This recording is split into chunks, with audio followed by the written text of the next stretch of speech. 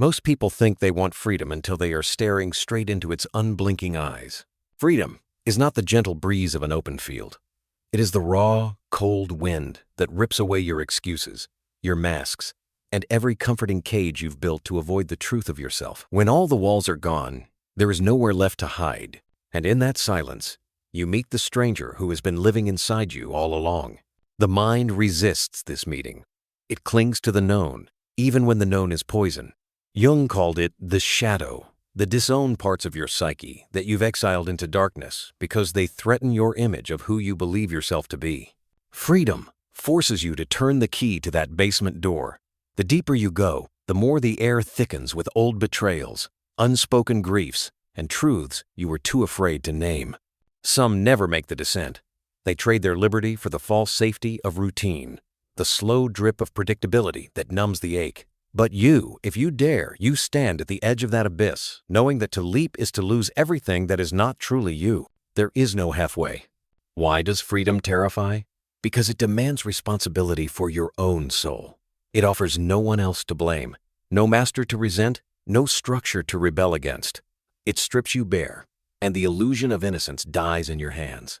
Freedom is the death of the child in you who thought someone else would come to save you. It is the birth of the one who knows no one is coming. And so you hesitate. You pace the threshold. The mind begins its tricks, distraction, nostalgia, the sweet comfort of chains that feel familiar. Seneca warned that most men prefer to be bound by their habits than to risk the uncertainty of the unbound path. For in the unbound path, there is no script. Every step is your choice, and every choice leaves a mark you can't wash away. Look closer, and you'll see that what you fear is not the freedom itself, but the reflection it forces you to confront. The unfiltered truth of who you've been when no one was watching. The unpolished hunger. The concealed cruelty. The love you withheld out of pride. All of it waits for you, patient as a predator. And here's the paradox. Until you embrace these shadows, they own you. The one who runs from his shadow remains chained to it. The one who walks into its jaws becomes untouchable. You've felt it before, the magnetic pull towards self-sabotage, the invisible hand steering you back into old wounds.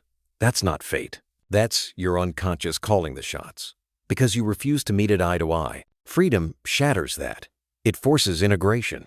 It demands you stop splitting yourself into acceptable and unacceptable, and instead wear the wholeness of who you are like a crown. This is not comfort, it is conquest. A conquest over the internal tyrant who thrives when you are half asleep in your own life. And the moment you choose this path, the world will notice. Some will envy it, others will fear it.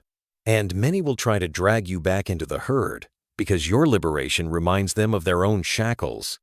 You cannot save them. You cannot walk both paths. You must decide whether your life will be defined by belonging to them or belonging to yourself. And if you choose yourself, be prepared. You will lose almost everything that was never truly yours to keep. Loss is the first baptism of freedom, not the neat, poetic kind that makes for clean chapters in a book, but the raw severing of what you thought was permanent. Friendships evaporate, not because of conflict, but because their foundation was built on the version of you who no longer exists. Lovers drift into the distance when they realize you will no longer shrink to fit inside their expectations. Even family ties may strain under the weight of your refusal to play the role assigned to you at birth. Jung knew this shedding was inevitable. Individuation becoming whole requires a breaking away from the collective's demands. The tribe does not reward those who leave its circle of fire. It rewards conformity, predictability, and the maintenance of the shared dream. When you wake from that dream, you threaten the illusion for everyone else. They see your eyes change, your voice sharpen, and suddenly you are a reminder that they too could walk away if they dared. But most do not dare. The comfort of the known is intoxicating, even when it is suffocating. Marcus Aurelius wrote that a man's worth is measured by what he pursues when left to himself. Strip away the rituals, the obligations, the distractions, what remains? For many, the answer is terrifying in its emptiness. Freedom forces you to face that void without flinching. This is why those who taste it often go through a period of collapse. The ground beneath you dissolves, the architecture of your identity crumbles, and every part of you built for approval begins to scream. Here is where most turn back. They mistake this destruction for failure, not realizing that it is the clearing of the old foundation so something unshakable can be built.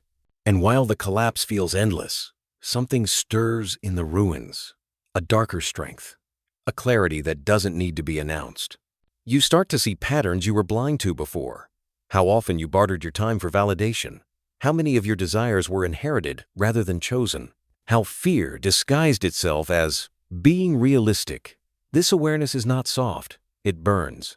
It exposes the web of compromises that held you captive. There's a reason the Stoics trained themselves to imagine losing everything they understood, that freedom was not the presence of abundance, but the absence of dependency. When you can stand alone, with nothing but your own will, and still move forward without bitterness, you have crossed a threshold few ever reach. But the path is not without its shadows. Freedom can tempt you into arrogance, into thinking independence means isolation. It is here that your shadow will test you again, whispering that needing nothing means needing no one.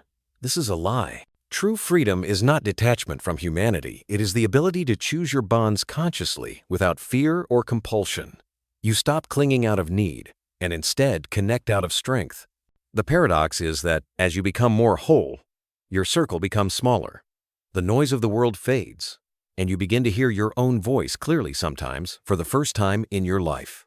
And in that clarity, you realize something startling. You were never afraid of being free. You were afraid of the responsibility it demanded. Responsibility for your own joy, your own failures, your own scars. And once you take that responsibility fully, you begin to sense the faint outline of something extraordinary forming in the distance. Not the life you were told to want, but the life that has been waiting for you all along. It begins as a subtle shift, a quiet refusal to betray yourself, even in the smallest ways. Where once you bent to fit into the moods of others, now you hold your posture steady, not out of defiance, but because you finally understand the cost of distortion. This is the first true sign that freedom is no longer an idea for you. It has entered your bones. Yet the world will test this resolve. Those who once praised you for your potential will now call you difficult, selfish, even dangerous. Dangerous not because you threaten their safety, but because you threaten the narratives they've built to justify their own confinement. Every step you take outside their rules becomes a mirror, reflecting what they've chosen not to face. In Jungian terms, you have crossed into the territory of the self, the unified center, that exists beyond the ego's fears. But the ego does not go quietly. It'll try to drag you back with whispers of nostalgia, urging you to return to simpler times. Those times were never simple, they were simply familiar. And familiarity, no matter how limiting, can feel like love when you've known nothing else.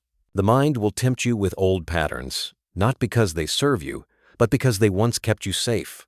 You must see this for what it is, the final loyalty test to your own becoming. Will you honor the progress you've made, or will you sell it for the fleeting comfort of old chains? Freedom requires the discipline of a warrior.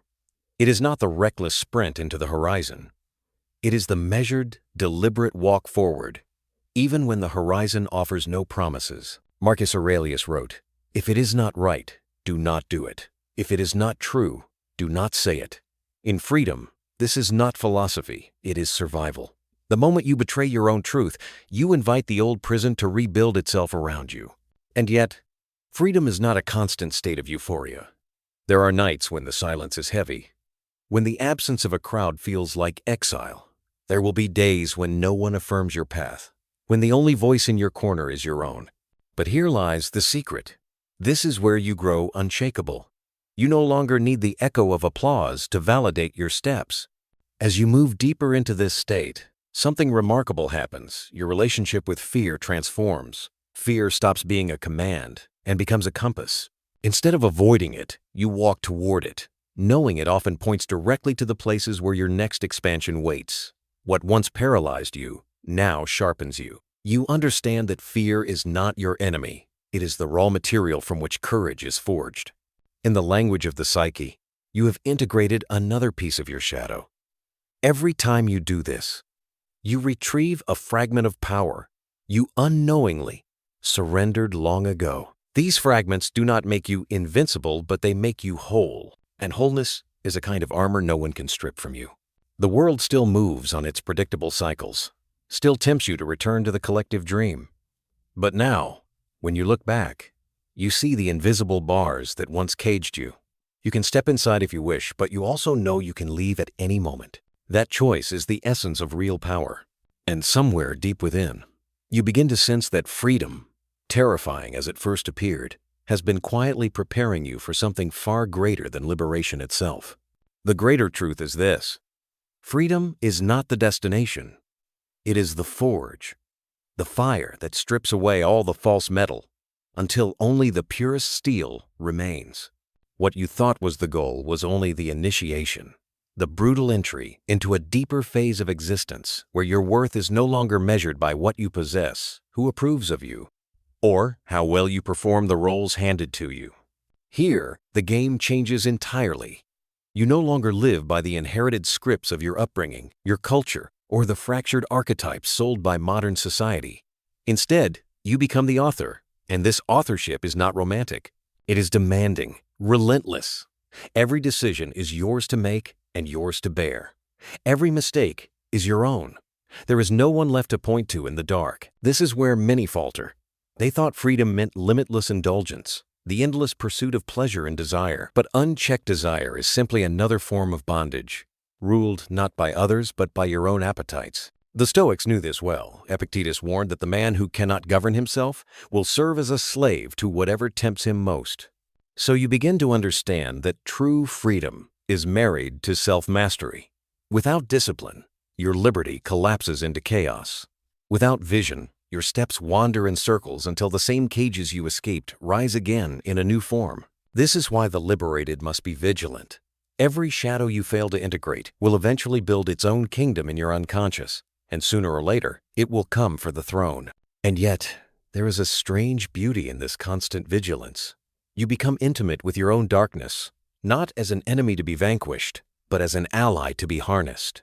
The rage you once suppressed becomes fuel for decisive action. The grief you tried to bury becomes the depth from which your compassion grows.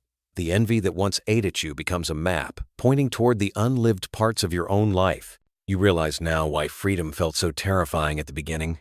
It wasn't because you feared open skies. It was because you feared the storms inside you that the open skies would expose. But those storms are not here to destroy you. They are here to break every brittle thing you mistook for strength and replace it with something indestructible. The old self is gone. The one who lived for approval, who measured worth by comparison, who feared the disapproval of the crowd that one no longer walks beside you. In their place stands someone forged by the twin fires of solitude and truth.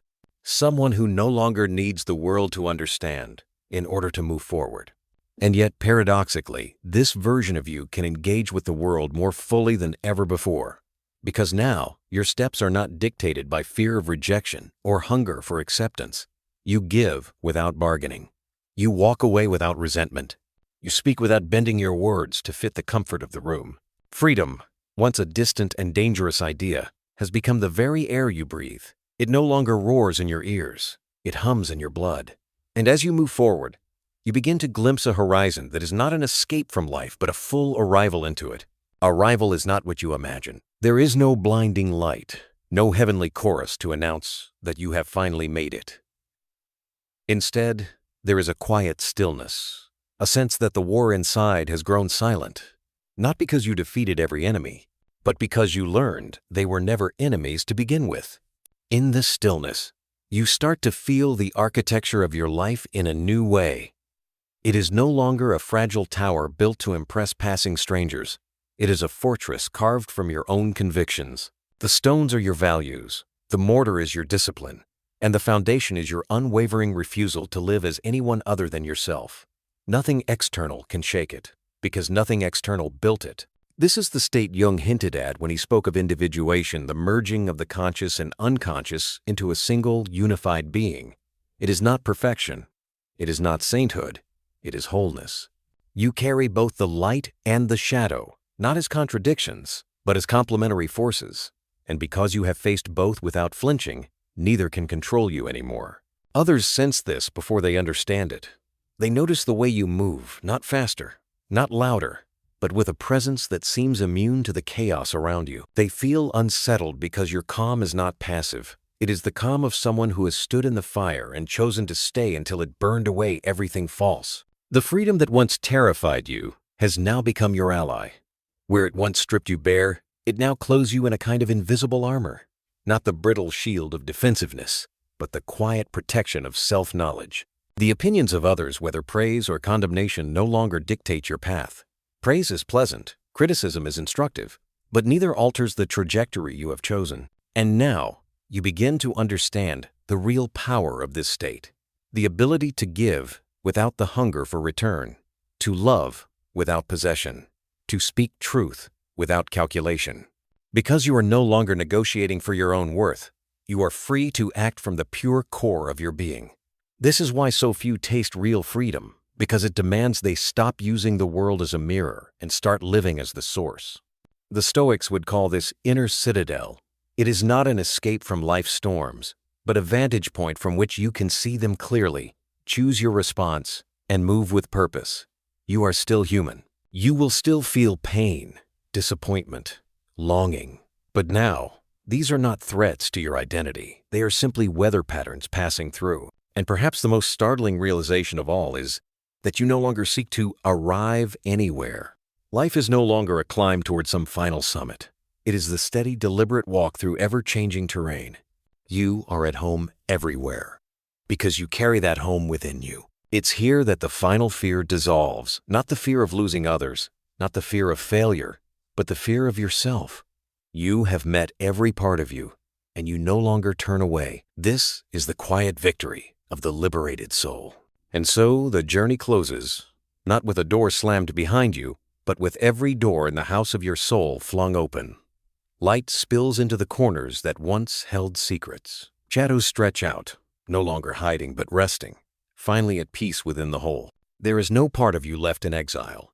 This is the moment when freedom no longer feels like standing at the edge of a cliff. It feels like standing in the center of your own kingdom. You realize that every loss, every rupture, every terrifying step into the unknown was never taking you away from yourself. It was carrying you home. There is a serenity here that cannot be manufactured, because it is not the result of winning the approval of others or conquering external obstacles. It is born from the collapse of every illusion you once clung to. What remains is truth, stripped of ornament, pulsing with life. You see now that freedom was never about escaping chains. It was about no longer needing them. The people who meet you here will not all understand. Some will still call you distant, aloof, even cold. But those who have faced their own shadows will recognize something in you, an unspoken kinship, a shared knowing that comes from walking through fire and refusing to come out smaller. These are the ones you can walk beside without pretense. These are the ones who understand the weight and beauty of carrying your own soul. And here is the final paradox. The freedom that once isolated you now becomes the bridge that connects you more deeply to the world. You are no longer bound by the hunger to be seen, and so you can truly see others. You are no longer ruled by the fear of loss, and so you can love without chains. You no longer need to control life, and so you can dance with it step for step, without resistance. The Stoics spoke of a state where nothing outside the self could enslave the spirit. Jung spoke of individuation as the sacred union of all that you are. And modern psychology would call this self-actualization. But these are just names for what you now embody. A life that belongs to you fully, and a heart that no longer bargains with the world for permission to exist. You have not become untouchable. You have become unshakable. The storms will still come. The seasons will still turn. But now, when the winds rise, you do not run for cover. You lift your face to the sky, knowing that you are the sky vast, endless, and free. Freedom no longer terrifies you. It moves through you, quiet and sure, like blood through your veins. You are not chasing it, guarding it, or fearing it. You are living it. And perhaps that is the greatest victory of all, that you can stand here, stripped of every false weight, and whisper to the world without hesitation, I am mine, and no one can take that from me.